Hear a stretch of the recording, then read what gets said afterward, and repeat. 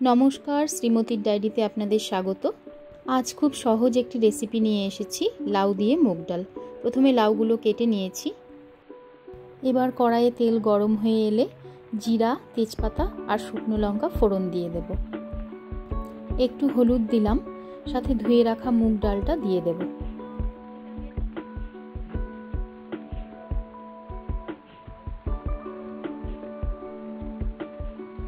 পরিমাণ মতো লবণ দিয়ে দেব।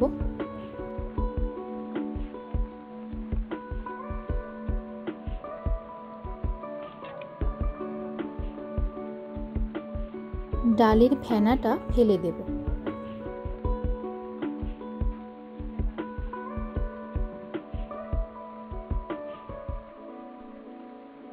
কয়েকটা কাঁচা লঙ্কা দিয়ে দিলাম।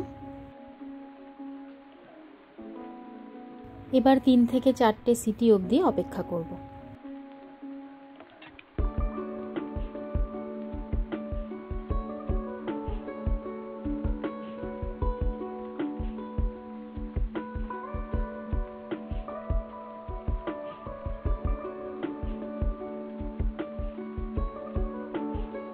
এবার লাউগুলো দিয়ে দেব।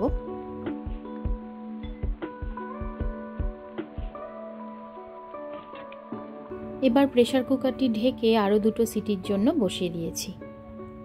খুব সহজেই লাউ দিয়ে মুগ ডাল রেডি। ভিডিওটি ভালো লাগলে লাইক করে দেবেন, চ্যানেলটি সাবস্ক্রাইব করে দেবেন। দেখা হবে পরের ভিডিওতে।